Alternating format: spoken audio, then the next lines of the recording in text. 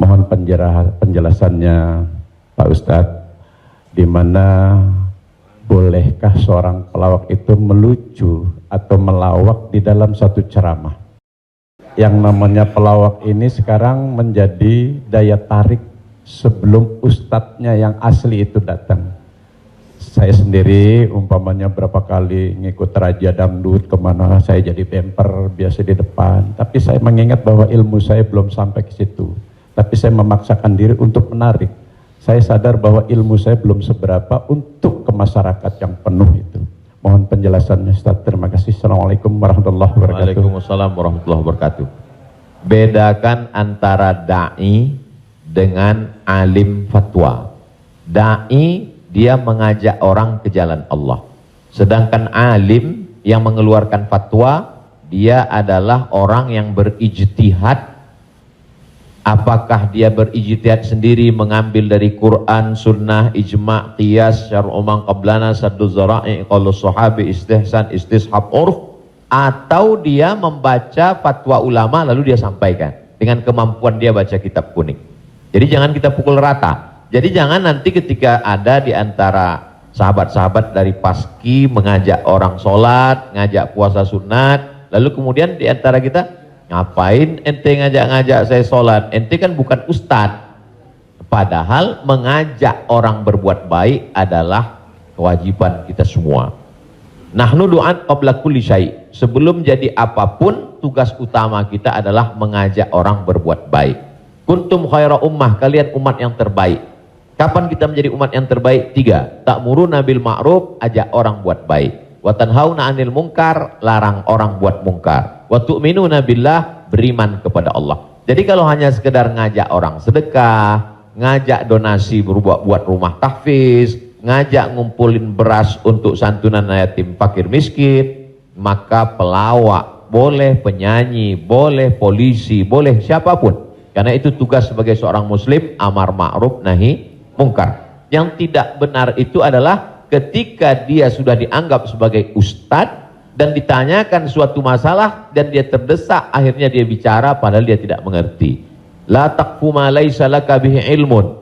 Jangan kamu bicara pada sesuatu yang kamu tidak tahu. Inna sam'a, telinga, wal basar, mata, wal fuad, hati dan pikiran, kullu ulaika kana anhu mas'ula, kau akan disoal, kau akan ditanya, diminta pertanggungjawaban di hadapan Allah Subhanahu wa taala. Jadi kalau abang, mas diajak dalam acara dakwah sebagai pengantar supaya masyarakat mau mendengar, supaya ramai, hadirilah tablik akbar Ustadz Fulan bersama grup Paski untuk sebagai pengantar 5-10 menit, silakan. Tapi setelah itu nanti Ustadz bicara, pas tanya jawabnya serahkan ke Ustadz. Nah, jadi selama tetap kita menjaga. Jadi kalau diibaratkan rumah makan di airport, ini penyanyi, artis, ustadz itu sama seperti yang memanggil penumpang supaya mau masuk ke rumah makan. Bapak Ibu saudara sekalian yang mau perjalanan, silakan mampir ke tempat kami, silakan mampir ke rumah makan kami. Nah, ini yang ngajak. Nanti setelah orang mampir masuk ke dalam, baru dia ketemu spesialisnya. Yang mau makan soto di sana, yang mau soto Medan di sana, yang mau soto Betawi di sana, yang mau bakso di sana. Begitu lebih kurang. Karena masyarakat kita belum sampai pada level ngaji. Masyarakat kita ini 3 level. Pertama, level 1 yang memang sudah ngaji sama para habaib, baca kitab kuning serius, hatam dari A sampai Z.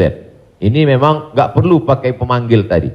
Yang kedua adalah level yang masih mau ke masjid, tapi juga tergantung SMS kemana ngajak. Ngaji oke, kesini pun oke. Ini yang level 2. Yang level 3, ngelihat masjid pun masih takut. Makanya saya kalau tablik akbar pengajian ke daerah, itu saya bagi 3.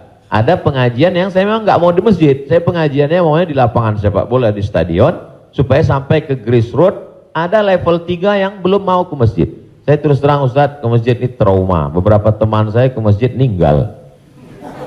Nah, jadi yang level ini masih mau, masih bercampur. Jadi kalau ada orang yang ngejek, apa itu dakwah, apa itu pengajian, apa itu, kenapa melibatkan artis? Ini salah satu cara. Jadi Wali Songo dulu tidak bisa Wali Songo datang ujuk-ujuk langsung baca kitab kuning, nggak bisa. Makanya mereka buat solawatan. Dia tahu tradisi orang Jawa pukul gending pakai wayang, maka dia buat cara wayang.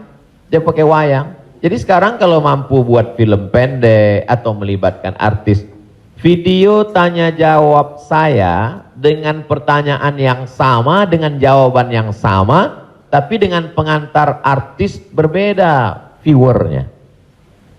Yang ngasih tahu penonton. Ustadz, coba Ustadz lihat ini. Ini dengan musyawarah sekian penontonnya. Tapi ketika Ustadz di masjid dengan jamaah sekian penontonnya.